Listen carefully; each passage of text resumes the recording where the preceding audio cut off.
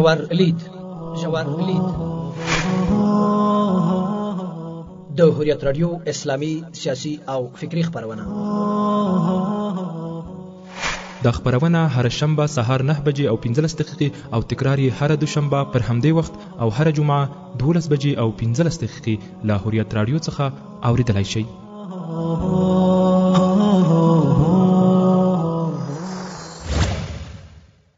بسم الله الرحمن الرحیم. السلام علیکم ورحمة الله تعالی وبرکاته.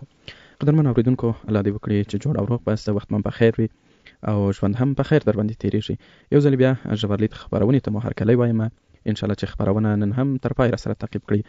درنو اوریدونکو، نننۍ خبرونه کې موږ پر یو نوې موضوع باندې بحث کوو چې د موضوع عنوان د مدارس رول اسلامي تمدن او تاریخ کې.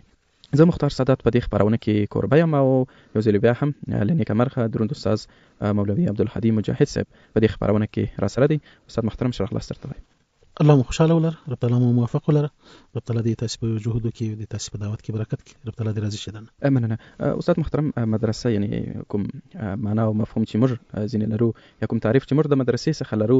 دغه پدیدې جوړښت او تاریخچه اسلام دا ورته ورګرځي. کراسو لومړی د تاریخچه او جوړښت په اړه وشخیرو چې مدارس څه ډول جوړ سو او د بنسټ ایښودو مبدا تاریخي کم دا ورته ورګرځي. بسم الله الرحمن الرحیم. الحمد لله والصلاة والسلام على رسول الله وعلى آله وأصحابه ومن والاه ومن اتبع سنته إلى يوم الدين أجمعين، وبعد. قال الله تبارك وتعالى: اقرأ باسم ربك الذي خلق الإنسان من علق، اقرأ وربك الأكرم الذي علم بالقلم علم الإنسان ما لم يعلم. صدق الله العظيم.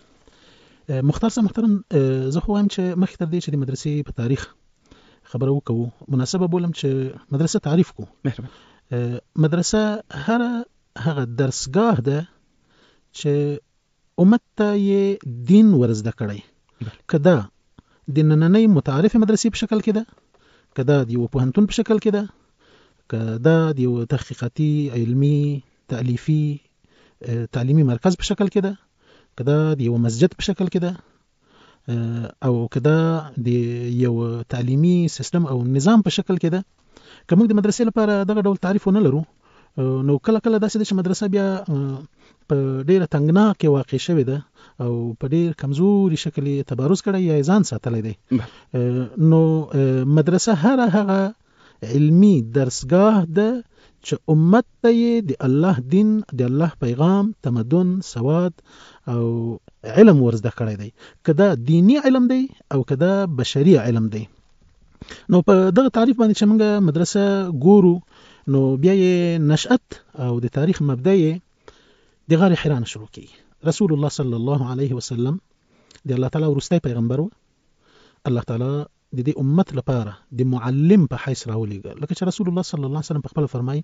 انما بعثت معلما، زه یو معلم را لېږلی شوی یم. رسول الله صلی الله علیه وسلم ته چې اولین 15 آیتونه الله تعالی ورنازل کړل، هغه د دې امت تعلیمي او فکری او تمدني ماهیت او هویت تعینوي. مثلا په اول 15 آیتونو کې د قرائت خبره کیږي. اقرأ باسم ربك الذي خلق، د قرائت خبره ورکی کیږي. په دې کې د علم خبره کیږي، په دې کې د قلم خبره کیږي. قرائت، قلم، علم، دغه مبادی دي، هغه اصطلاحات دي، هغه اولینی پیغامونه دي چې لاسمان ازمکه ته راځي او پر وروستي پیغمبر صلی الله علیه وسلم باندې نازلېږي. لکه الله تعالی فرمایي: اقرأ باسم ربك الذي خلق الإنسان من علق، اقرأ وربك الأكرم الذي علم بالقلم علم الإنسان ما لم يعلم. دا د تعلیم ترمینولوژي یا د تعلیم اصطلاحات دي او موضوعات یا د موضوعات و مبادی دي چې الله تعالی پر رسول الله صلی الله علیه وسلم باندې نازل کړي.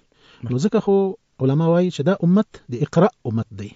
یعنی د قرائت او د لوست او د زده کړې او د قلم او د تعلیم، د فرهنګ او د تمدن امت دی، ځکه چې اوله جمله په قرائت پیل شوې ده. او علما دا خبره هم کوي چې ډیره موده د ځمکې د خلکو ارتباط له الله سره قطع شوی و او دغه ساحه جاهلیت په خپلو تصوراتو ډکه کړې وه. کله چې رسول الله صلی الله علیه وسلم مبعوث شو، نو د اول ځل لپاره د بنده او د اله ارتباط دوباره بیا په قرائت قائم شو. د قرائت حکم ورته وشو او د الله په نوم باندې قرائت، اقرأ باسم ربك الذي خلق. په دویم قدم کې چې دغه تعلیم یا دغه قرائت یا دغه مفاهیمو یو درسګاهي شکل ونیو، هغه بیا د دارالارقم بن ابي الارقم کور په مکه مکرمه کې په هغه ځای کې چې اوس د صفا د غونډۍ نښه پاتې ده، د صفا او مروه د صفا د غونډۍ بیخ کې دلته د ارقم بن ابي الارقم رضی الله عنه کور و. اوس خو دا ټول په یوه ساحه کې راغلي په مکه مکرمه کې. په هغه وخت د بیت الله او د دغه کور ترمنځ یو څه فاصله وه. نو رسول الله صلی الله علیه وسلم به هلته صحابه کرامو ته د الله دین ورښوده او هغه پیغام به ورښوده چې د کوم په اصولو د کوم په اساس باید د آخري امت تمدن ودرېږي، د آخري امت تعلیمي، فکری، اخلاقی بنیادونه باید هغه وي او په دې باندې د قیامت تر ورځې پورې د دوی د غمانۍ د تمدن د جوړښت ور باندې قائم پاتې شي. نو د ارقم بن ابي الارقم رضی الله عنه کور و چې رسول الله صلی الله علیه وسلم به الته صحابه ته اولینو مسلمانانو ته علم ورزده کاوه، د الله کتاب به ورزده کاوه. وروسته بیا چې یو ډول تر دې هم په پراخ شکل باندې مدرسې یا دینی درسګاه تبارز وکاوه، هغه بیا مسجد نبوي و چې کله رسول الله صلی الله علیه وسلم مدینه منوره ته مهاجر شو، الته رسول الله صلی الله علیه وسلم مسجد ودان ک او په دغه مسجد کې به صحابه کرامو ته د الله کلام ورښودل کېده، د عبادت جوانب، د اخلاق جوانب، د اعتقاد جوانب، د عسکریت جوانب، د حکومتداري جوانب، د مردمداري جوانب، له نورو ولسونو سره د سیاسي تعامل جوانب، د سلم او حرب یا د جګړې او د سولې مفاهیم.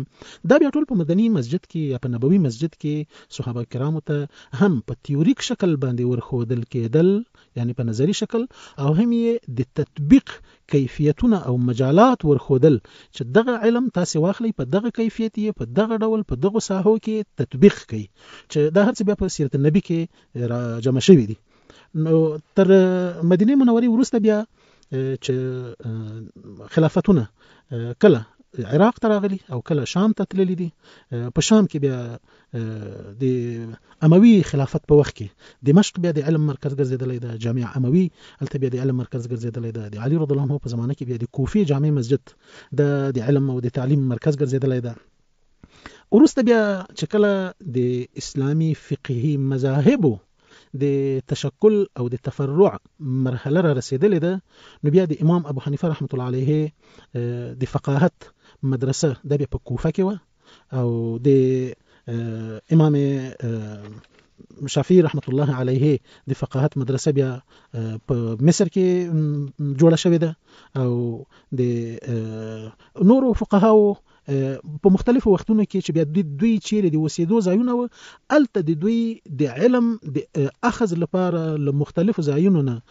طالبان راغلي، عالمان راغلي، هغه ځایونه بیا د علم مرکزونه ګرځېدلي دي. وروسته بیا یو وخت داسې شوی ده چې مدرسه نوره هم منهجي شوې ده، تالیفات پکې راغلي دي، کتابونه جوړ شوي دي، د فقاهت لپاره هلته لجنې یا هیئتونه داسې جوړ شوي دي چې د احکامو د استنباط او د استخراج لپاره د اجتهاد مراحل منځته راغلي. په هغې کې بیا چې د لغت جانب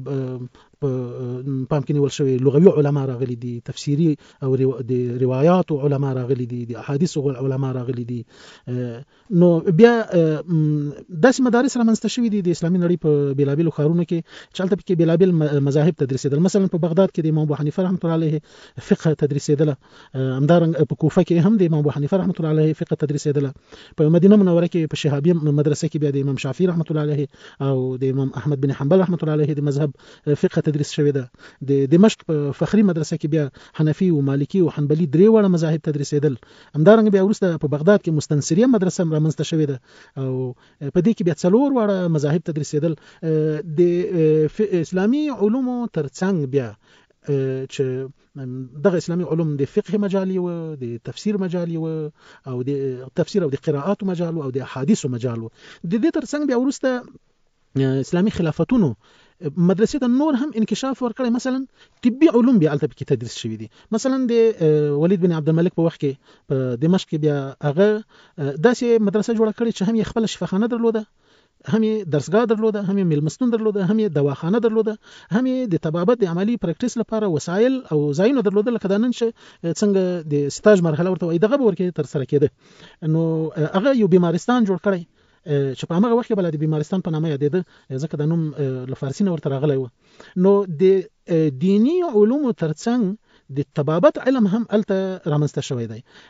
یا مثلا په هغه وخت کې په دمشق کې بیا یو بل مشهوره مدرسه و چې د دینی علومو ترڅنګ به ورکې د طبابت علم هم تدریسېده، هغه ته المدرسه الداخوريه ویلې، چې د هغې زمانې یو مشهور عالم چې د شرعي علم ترڅنګ طبيب او کحال یا د سترګو طبيب هم و، نوم یې مهذب الدین عبدالرحیم بن علي داخور. د مدرسه هم بیا دته منسوبه شوې ده، د داخوري مدرسې په نامه باندې. د دې مدرسې د طبي جانب سرطبيب هم و. همدارنګه بیا وروسته چې د ازهر مدرسه جوړه شوې ده، د ازهر په مدرسه کې د شرعي علومو ترڅنګ هر ورځ به یو طبي درس ورکول کېده. همدارنګه وروسته چې بیا مستنصریه مدرسه جوړه شوې ده په بغداد کې، بیا مستنصریه مدرسه بالکل لکه د نننی پوهنتونونه داسې یو شکل غوړه کړی چې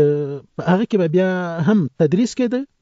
یعنی استادان به موجود وو، هم به لیلیه وه چې الته به کې طالبان یا لری راغلو لری ځایونه راغلي خلک اوسېدل، هم به الته په لیلیه کې طالبانو ته کتابونه تیارېده. مثلا د مستنصریه مدرسې په اړه چې په تاریخ کې راغلي، په هغه وخت کې د طالبانو د آزاد مطالعه لپاره 80,000 کتابه په مستنصریه مدرسه کې د مطالعه لپاره ښودل شوی. هلته د دې لپاره چې طالبان هم د ورځې له رڼا استفاده وکولای شي او هم د شپې په تیاره کې دوی رڼا ولري او استفاده وکوي، نو هلته به طالبانو ته چراغونه او د چراغونو لپاره به تیل ورکول کېده. دا هغه وضعیت و چې له علم سره د اسلام په تاریخ کې کېده. الته به چې کوم په مستنصریه مدرسه کې د بغداد په مستنصریه مدرسه کې چې مستنصر بالله عباسي جوړه کړې و، چې کوم استاد به تعینېده، دغه استاد د تعین په کار کې به په خپل خلیفه وقت شامل و، چې هغه په دې پوه شي چې دلته څه ډول استاد راځي، هغه د دې وړتیا لري که نه لري. او د استاد ترڅنګ به بیا دوه مساعد یا دوه همکار استادان نور هم موجود وو، یو به ښي لاس ته ولاړو، یو به چپ لاس ته ولاړو، دی به په یو کرسۍ باندې ورته ناست وو چې د کتاب د راخیستلو د یو مرجع د راخیستلو ضرورت به و، نو بیا به دغه اسسټانټانو یا دغه مساعد استادانو له هغه سره مرسته کوله چې دغه د اسسټنټ استاد فلسفه له همغه وخت شروع شوې ده. وروسته بیا مدرسې نورې هم ډېرې شوې دي، مثلا په بست کې د محمد بن حبان البستي التمیمی مدرسه دا جوړه شوې ده. وروسته بیا د نظام الدین توسی چې د سلجوقیانو وزیر و، هغه بیا نظامیه مدرسې جوړې کړې دي. دغه نظامیه مدرسې بیا د اسلامي نړۍ په بیلابیلو ښارونو کې دي، چې مثلا د امام غزالی رحمت الله علیه غوندې شخص الته کې مدرس پاتې شوی دی. نور لوی لوی فقها بیا الته ورکې د مدرسینو په حیث پاتې شوي. البته دغه مدرسې بیا یوازې د تدریس ځایونه نه و، بلکې د تحقیق ځایونه هم و، چې الته به ورکې تالیف وکړي، تحقیق وکړي، هم په شرعي علومو کې او هم په نورو طبي علومو او حتی د انجینرۍ او د جغرافیې په علومو کې به ورکې زده کړې کېدې. وروسته بیا مثلا د ازهر مدرسه راغلی، یا د جامع زیتونیه راغلی ده، یا مثلا جامع القروین راغلی، یا وروسته بیا په نږدې ماضي کې د دیوبند مدرسه راغلی ده، همداسې په بخارا کې مدرسې راغلی دي، په سمرقند کې مدرسې راغلی دي. نو البته د مدرسو په اړه یو خبره کولای شو چې په اسلام کې د علمي تاریخ یا علمی تشکل دا یو آزاد تشکل و، دا د حکومتونو په واک کې نه و. هغه وخت به علماو په مدارسو کې، په مساجدو کې، په خپل علمی درسګاهونو کې درس ورکاوه، او دغه درس به دومره مفید و چې د ټول نظام لپاره به باسواده خلک او با استعداد خلک جوړول. نو وروسته بیا د وخت په تیریدلو چې د اسلامي نړۍ د خلکو او د نورې نړۍ د خلکو علمي تبادل او د تجارب شریکول رامنځته شوي دي، نو بیا د پوهنتونونو په شکل او د انسټیټیوټونو په شکل یا د دینی مدارسو په شکل چې بیا وروسته په افغانستان کې موږ دلته مثلا د امام ابو حنیفه رحمت الله علیه مدرسه په کابل کې، کابل دارالعلوم عربي دارالعلوم، په ننګرهار کې مثلا نجم المدارس مدرسه و، په هرات کې د فخر المدارس مدرسه و، په کندوز کې د تخارستان مدرسه و، په غزنی کې د نور المدارس مدرسه و. او دغه مدارس یوازې دین نه تدریساوه، ما د همدغه مدارس نصاب لوستلی ده چې په دې مدارسو کې به لکه څنګه چې عربي ژبه تدریسېده، دغه سی به ورکې نورې ژبې هم انګریزي هم پکې تدریسېدله، پښتو به تدریسېدله، دری به تدریسېدله، په هغه کې به ګرامر تدریسېده، په دې مدارسو کې به ریاضي تدریسېده، ساينس به پکې تدریسېده، په دې مدارسو کې به ادب تدریسېده. نو دا یو تسلسل داسې پاتې شوی دی چې مدرسه په حقیقت کې د اسلامي تمدن، د اسلامي فرهنګ او د سواد او د علمی انکشاف او د ژوند له بیلابیلو اړخونو سره د مطلوبو یا د تړلو علومو لپاره یې رجال تیار کړي دي. کله حکومتونه دغه مدارسو تر شا درېدلي، تقویه شوي، او حتی کله حکومتونه نه دي درېدلي، نو د اسلام علماو د مدارسو له لارې ټول اسلامي امت ته د کار رجال تیار کړي دي. همدغه وجه د تاسو ګوري چې په پخوانیو خلافتونو کې مثلا د جنگ او د جهاد لپاره وزارت شته، د داخلي لپاره وزارت شته، د نورو کارونو برید لپاره یا د پوسټ لپاره شته، او د تعلیم وزارت په تاریخ کې موږ نه ګورو، ولی دا کار علماو په خپل غاړه اخیستی و او دا په دومره پراخه پیمانه په ټوله اسلامي امپراتوري کې یا په ټول اسلامي امت کې خپور و چې دا حکومتونه نشو احتوا کولای، حکومتونه ورته رسیدګي نشو کول، دا امت خپل کار ګڼلی و. لکه څنګه چې د امت شروع په اقرا باندې شوی و، همدغسې د امت د اقرا په د لار را روان و، د علم او د قلم په لار را روان و. البته کله کله بیا د تنزل وختونه راغلي دي، کله کله بیا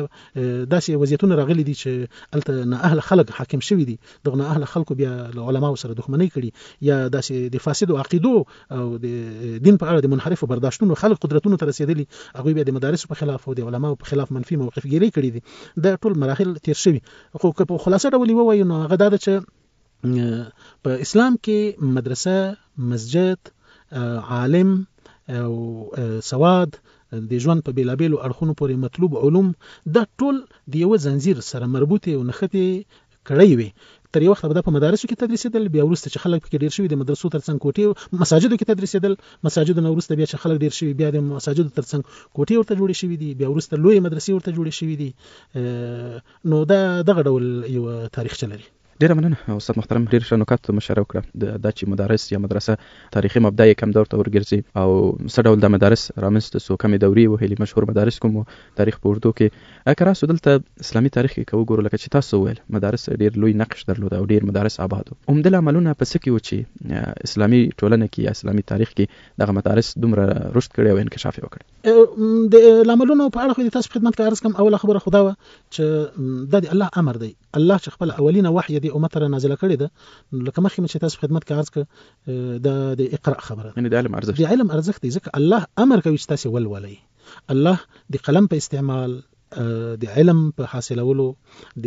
قرات او په لوست باندې الله تعالی امر کوي. نو دا مسلمانانو ته یو الهي امر و. دا یو خبره. دویمه خبره ده چې اسلام چې خپل کومه علمی پانګه او محتوا نړۍ ته متعارف کړه د قرآن کریم په شکل کې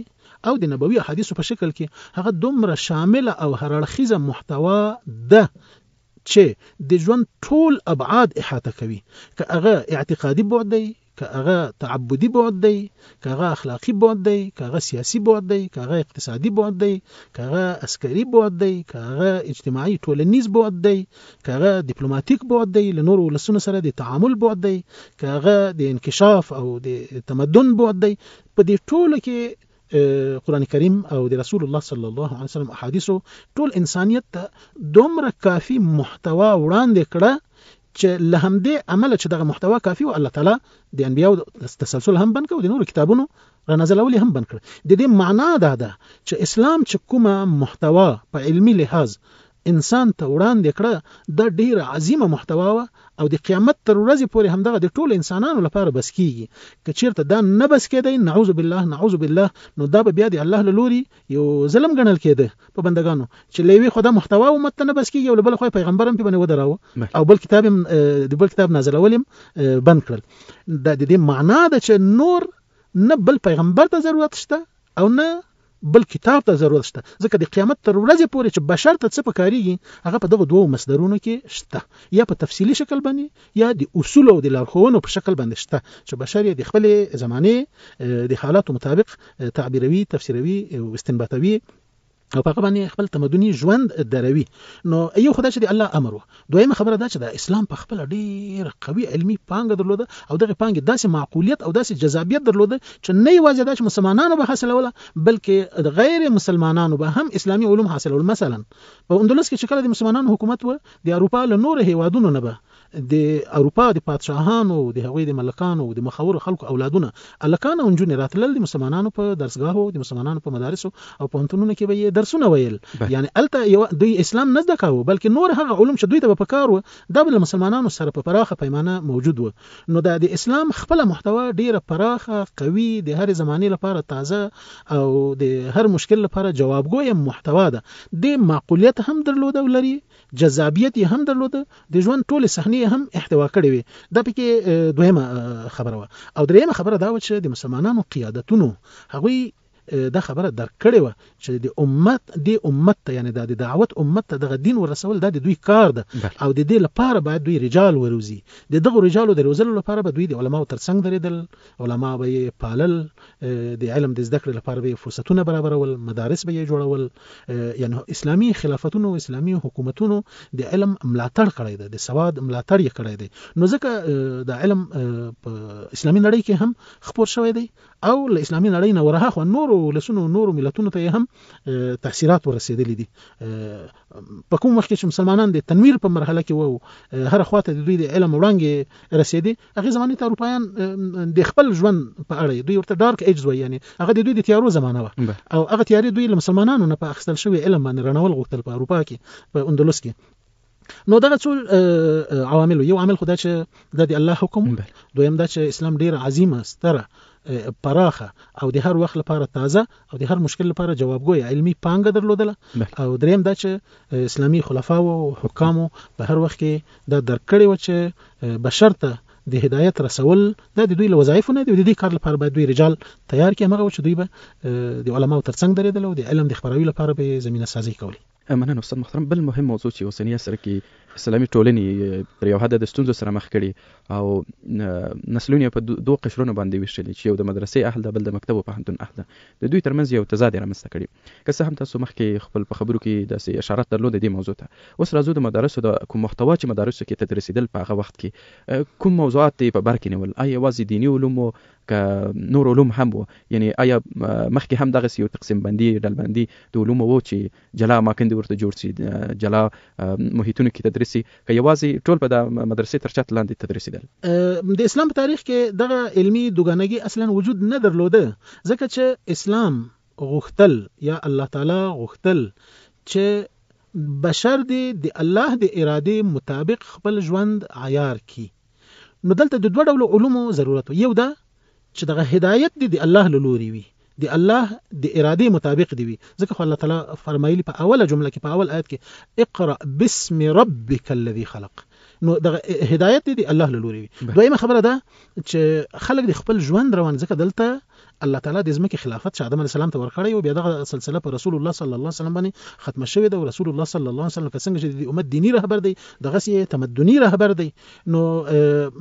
د نور علوم کغه د طبابت علوم کغه د اقتصاد علوم کغه د جغرافیه علوم کغه د صنعت علوم دا ټول په د علم په نامه باندې په هغه یو داسګه کې تدریسېدل یو په هغه یو مدرسه کې لکه مخکې چې ما تاسو ته مثال وویل په یو مدرسه کې یو برخه به د طبي علوم او یو برخه به د جغرافیه د علوم او د ستورپیژندنې د علوم او یو برخه به د لغت او یو برخه به د قراءات او یو برخه به د تفسیر او یو برخه به د فقه او د اجتهاد او د استنباط او یو برخه به د احادیث او د رجال او د تراجم نو اسلام ټول علوم ته د علم په نظر باندې کتل دغه دوګانګي خو بیا ورسته د استعمار په وخت کې راغله چې مستعمرونو کله چې ولیدل چې دلته د ارڅ چې په اسلامي نړۍ کې موجود دي د علم او د علماو په ساحه کې د دین د خلکو لخوانه د دین د پوهانو لخوانه رهبری کیږي او کدوی هم دغه سي په دغه مجال کې د رهبری ولري نو بیا خو د غرب فلسفه د غرب فرهنګ د غرب فکر دلته نه شین کیږي دلته د خلکو په ذهن کې ځای نه نیسي نو همغه چې بیا دوی دغه دوګانګي رامنځته کړه علما مدارس خانقاهونه او دینی درسګاوي معاصر شخصیتونه د تجرید کړل ځینې ووجل ځینې تبعید کړل په ځینو باندې حالات تنگ کړل محرومیتونو سره مخ کړل او په مقابل کې مکتبونه یا پوهنتونونه په داس شکل جوړ کړل چې علم ورکې د غرب د روحیه مطابق او د غربي اهداف او د تحقق لپاره تدریس شي کله چې دغه دوګانګي په وخت کې بیا د مستعمرینو په لاس یو روزل شوی نسل رامنځته شو او مستعمرینو بیا هغوی ته د خپل تللو نه مخکې واک او اختیار ور وسپاره. دغه نسل بیا اسلامي مملکتونه داسې اداره کړل چې څنګه غرب غوښتل، په داسې اصول یې اداره کړل، داسې قانوني او فرهنګي او سلوکي او اخلاقی وضعیتونه ایجاد کړل، تمدني وضعیتونه ایجاد کړل چې له غرب سره فرق نه و. یعنی انګریز لاړ انګریزیت پاتې شو، فرانسوي لاړ فرانسویت پاتې شو، روسي لاړ روسیت پاتې شو، همغه تمدن او فکر دلته پاتې شو، دوی همغه تسلسل جاری وساته. خو د انګریز له راتګ نه یا د مستعمرونو له راتګ نه مخکې دغه دوګانګي قطعا موجوده نه او په هیڅ ځای کې مثال نشته ده چې دغه ډول دوګانګي د اسلامي امت د علم په مجال کې لیدلی. البته علم قدرمن و، البته بیلابیل شعبې درلودي، خو دا به ټول په مدرسه کې کېده او ډیر علما داسې دي چې د شرعي علم ترڅنګ هغوی سره یو بل لقب هم شته. مثلا یو څوک قفال دی، هغه قفلونه جوړول، یو څوک نجار دی، هغه نجاری دی، یو څوک مثلا جغرافي دی، هغه به د جغرافي او د علم د جغرافي د علم نقشې هم جوړولې تدریسولې به، یو څوک مثلا کحال و، هغه به د سترګو طبابت کاوه. په هر زمانه کې د علوم او د متخصصین لپاره نمونه فرق کوي، خو علم به هغه علم و. نو دوګانګي په اسلام کې نه په هغه وخت کې موجوده و، نه اوس باید موجوده وي. دا اوس چې کومه دوګانګي پالل کېږي دا د همغه مستعمر د تقسیم تداوم دی، دا باید لمنځه لاړ شي. بیرته باید مدرسه وګرځي او اختصاصونه دي پکې بیلابیل وي، خو د داسې د نوي چې د دنیوي علوم خلک دي د دین په اړه ناپوهه پاتې شي او د دینی علوم خلک دي د دنیوي تجربوي علوم په اړه ناپوهه پاتې شي. او کدا تداوم دغه دوګانګي هم داسې تداوم پیدا کوي، نو په حقیقت کې د مستعمرونو اهداف د دین ترلاسه کیږي، نه دا چې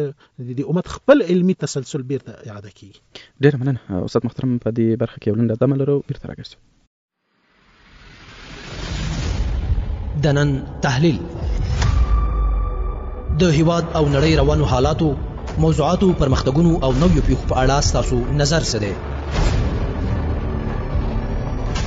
تاسو ورځنیو ارزښتمنو موضوعاتو په اړه څه نظر او لیدلوری لرئ؟ له موږ او هیوادوالو سره یې شریک کړئ. د نن تحلیل خبرونه له شنبې تر چهارشنبې ماښام 9:30 له حریت راډیو څخه اوریدلای شئ. بیا هم سلامونه او نیکې هیلې درنو اوریدونکو، الله دې وکړي چې د خبرونې لومړۍ برخه یا د وقفې څخه مخکې برخه مو اوریدلې وي. زموږ بحث د مدارس رول اسلامي تمدن او تاریخ کې د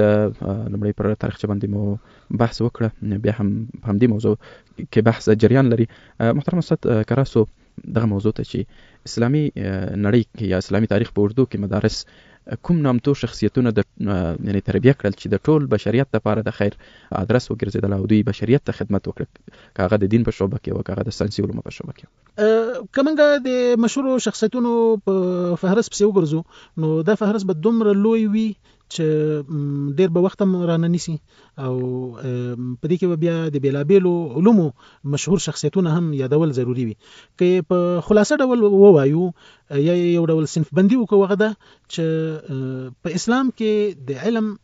په ساحه کې داسې مجال نه دی پاتې شوی چې په هغه کې د اسلامي علماو کار نه وي کړی، که هغه د شرعي علومو مجال دی، که هغه د صنعت مجال دی، که هغه د ادب مجال دی، که هغه د طبابت مجال دی، که هغه د ستورپیژندنې مجال ده، که هغه د علم الاجتماع یا د ټولن پیژندنې مجال ده. په دې ټولو مجالاتو کې شته او لنیکه مرغه چې دغه شخصیتونه مثلا د ټولن پیژندنې په مجال کې ابن خلدون داسې یو شخصیت تیر شوی چې تر اوسه پورې حتی غربیان د هغه نظریات لولي او خپل د علم الاجتماع مبدا هم دوی اماغه غني. همغه د مثلا د طبابت په مجال کې ابن سینا داسې یو څوک دی چې تر اوسه پورې هم په شرق کې هم په غرب کې هغه یو ژوندی نوم دی په دې خپل مجال کې. همداسې چې د جغرافي کشوف یا د جغرافي پلټونو پیژندنو او د ځمکې پیژندنې په مجال کې ادریسی دی، هغه چې کوم علم ایجاد کړی دی هغه تر اوسه پورې یو ژوندی علم دی او د دې مجال پیشګام سړی همدا دی. همدارنګه د صنعت په مجال کې، همدارنګه د سیاست د علم په مجال کې یا د مردمداري د علم په مجال کې چې کوم کتابونه لیکل شوي، مثلا الطرق الحکمیه امام ابن قیم رحمت الله علیه په خپل زمانه کې د سیاست د علم کتاب لیکلی دی، یا مثلا السیاست الشرعیه امام ابن تیمیه رحمت الله علیه په خپل زمانه کې د علم یو کتاب لیکلی دی د سیاسي علم کتاب لیکلی، یا امام ابو یوسف رحمت الله علیه چې د علم الاقتصاد مؤسس دی، هغه د کتاب الخراج کتاب لیکلی دی چې موارد المال او مصارف المال یې پکې تنظیم کړي چې مال به راټولیږي څنګه او مصرفیږي به څنګه. یا امام محمد بن حسن شیبانی رحمت الله علیه چې د موږ تاسو د حنفي مذهب د مشهور امامانو ده، هغه د سیاست او د مردمداري په علم کې یا د ډیپلوماسي په علم کې د السیر الصغیر او السیر الکبیر کتاب لیکلی چې په هغه کې د سیاست مسائل، د حاکمیت مسائل، د رعیت او د راعي د متبادل حقوق او مسؤلیتونو مسائل، له نورو ولسونو او ملتونو سره د سولې او جګړې مسائل، د بیعت او د خروج مسائل، یعنی د سیاست فقه پکې لیکلی. یا مثلا امام غزالی رحمت الله علیه د سلوک او د تصوف مسائل دا مجال داسې رون کړی دی چې هغه د یو ځلیدونکي ستوري په حیث باندې د امت د خلکو لپاره یو مقتدا دی په اخلاقی تربیه او سلوکی تربیه کې په دې مجال کې. نو داسې یو مجال پاتې نه دی چې په هغه کې د علماو فعالیت نه وي کړی. که دې ته راشو چې د مستعمرونو مقابله بیا چا کړې ده، دغه موږ تاسو د دویمه برخه محتوا دی په بحث دی، په هغه کې به زه ځینې داسې علما تاسو ته یاد کړم چې هغوی انقلابونه برپا کړي، ولسونه یې راپورته کړي دي، د مستعمرونو مقابلې کړي دي، نظامونه یې جوړ کړي دي، هغه د همدې مدارسو بچیان دي. نو د مدرسې بچیانو یا د مدرسې علماو د ژوند په هر مجال کې قیادي رول درلودلی دی. بله، مننه استاد محترم. تاریخچه باندې او همدارنګه د مدارسو پر جوړښت باندې او ځینې فعالیتونو او خدماتو باندې مباحث وکړی. اوس راځو بل دویم مبحث ته چې د مدارسو اغیزې او رول پر اسلامي حاکمیتونو او ټولنو باندې. په دې برخه کې به لومړی د دې ځای شروع کړو چې د اسلامي تمدن د عظمت او عروج په برخه کې مدارسو څومره ونډه درلوده. د مدارسو ونډه بیخي ډېره لویه وه. دا ځکه ما مخکې اشاره وکړه د موضوع ته، هغه ده چې پخوانیو خلافتونو د تعلیم او تربیه وزارتونه نه درلودل. د دې معنا دا ده چې دغه ټول کار چې یو وزارت یې باید وکړي، دا ټول کار علما وکاوه. همدغه علماو سیاست پوهان روزل، همدې علماو پوځیان روزل، همدې علماو قاضیان روزل، همدې علماو لیکوالان روزل، همدې علماو اجتماعي شخصیتونه روزل، همدې علماو خلفا روزل، حکام یې روزل. حتی په سلجوقي دولت کې الته پکې د اتابکو په نامه باندې یو څوک موجود و چې هغوی به د خلفاو یا د والیانو اولادونه روزل چې هغوی د مسلمانانو سیاسي قیادت په ښه ډول باندې وکولی شي. د اتابک کلمه دا یو ترکی کلمه ده، اتا پلار ته وایي او بک د احترام کلمه ده، لکه والد صاحب یا بابا جان یا داسې یو معنا یې درلودله. نو اتا پلار او بک لکه دا اوس هم چې د بیگ کلمه راځي چې مذکر لپاره بیگ راځي او د مؤنث لپاره بیا بیگم راځي. نو دغه اتابکانو به دوی به څه کول چې د زمانه حاکم به د خپل خلیفہ یا جانشین یا ولیعهد یا د هغه چا لپاره چې په راتلونکي کې سیاسي او پوځي وظایف ور په غاړه کې دا به علماو ته ور وسپارل. بیا به ورته ویل چې ته به دغه استاد ته اتا بیگ وایي، یعنی ته به دته پلار جان یا محترمه پلار داسې به خطاب ورته کوي. بیا به دغه علماو چې د اتابک لقب به درلوده، دوی به د امت لپاره د اسلامي نظامونو د چلولو لپاره قیادتونه روزل. نو د تمدن او د فتوحات او د مردمداري او د حکومتداري د کارونو لپاره چې چار رجال روزل، هغه همدغه علما و همدغه مدارس و. نو ځکه خو د مدارسو نقش د اسلامي تمدن او د اسلامي تمدن د خپراوي او د تداوم په لاره کې ډیر بارز و. او په کوم وخت کې چې دغه کار مدرسې او علما وکاوه، په هغه وخت کې اسلام د خپرېدو په حالت کې و او نور ولسونه اسلام ته د راداخلېدلو په حالت کې و. خو چې کله دغه واک له علماو واخیستلی شو، ځینې ادارو ته ور وسپارلی شو او داسې خلکو ته ور وسپارلی شو چې هغوی اهل نه و، نو بیا هغه د فتوحاتو، هغه د اسلام د عروج او د اسلامي تمدن د خپرېدلو مرحله هغه بیا نو کره مخ په تنزل شوه. استاد محترم، تاسو د حاکمیتونو یادونه وکړه، د اتابکانو یا اتابکانو یادونه وکړه چې د شاهانو او د حکام اولادونه یې روزل. نو د اسلامي مدارسو رول او نقش د اسلامي حکومتونو په جوړښت کې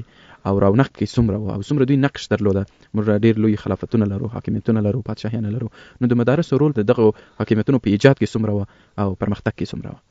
بیا دې ته اړ کېږو چې ځینې نومونه یاد کړو. خپل د اسلام د اول وخت حکومت د رسول الله صلی الله علیه وسلم نه وروسته چې خلافت راشده دی، دغه هر خلیفہ په خپل عالم دی، هم د مسلمانانو حاکم دی هم عالم دی. تر هغه وروسته په اموي خلافت کې سیدنا معاویه رضی الله عنه هم صحابي دی، هم عالم دی او هم یو سیاسي شخصیت دی. داسې سیاسي شخصیت دی چې هم له خپل ولس سره او هم له دښمنانو سره په بهترین تعامل باندې پیږي. عمر بن عبدالعزیز په خپل هم خلیفہ دی، هم عالم دی. وروسته چې بیا نور علما نور حکام راغلي دي، د هغوی ترڅنګ مسلمان علما درېدلي دي او دغه مسلمانو علماو یا دغه دینی علماو د حکامو داسې ذهن سازي کړي چې دغوی په توسط یې لوی لوی کارونه کړي. مثلا عماد الدین زنگی، نور الدین زنگی رحمت الله علیه، صلاح الدین ایوبی رحمت الله علیه، سلطان محمود غزنوی رحمت الله علیه، دا چې په اسلامی تاریخ کې د قوي برجسته مؤثرو شاهانو یا حکامو یا خلفاو په حیث باندې ځلیدلي، یا هارون رشید دی،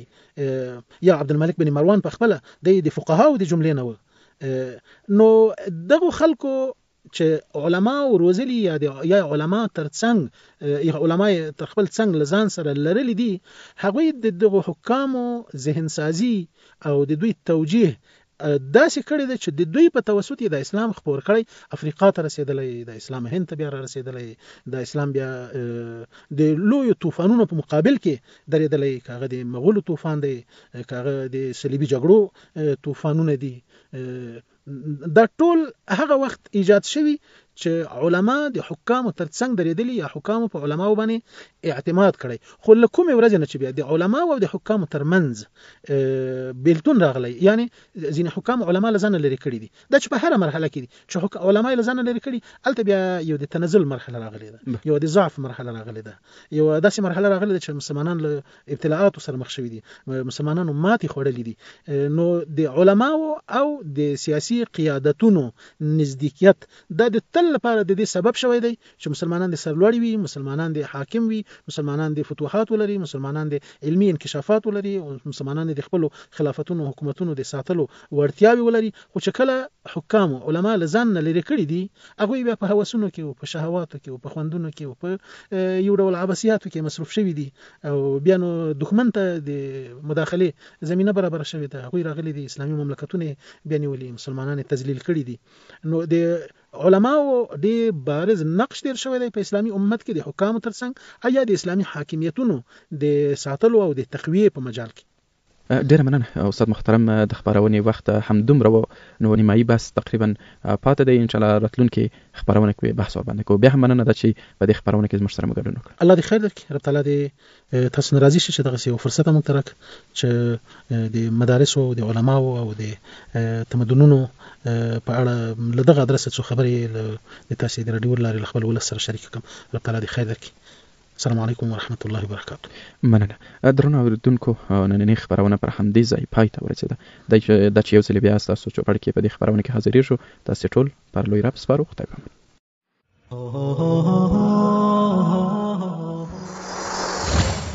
ژور لید د هوریت رادیو اسلامي سیاسي او فکری خبرونه. دا خبرونه هر شنبه سهار 9 بجې او 15 دقیقې او تکرار یې هر دوشنبه پر همدې وخت او هر جمعه 12 بجې او 15 دقیقې له هوریت رادیو څخه اوریدلای شئ.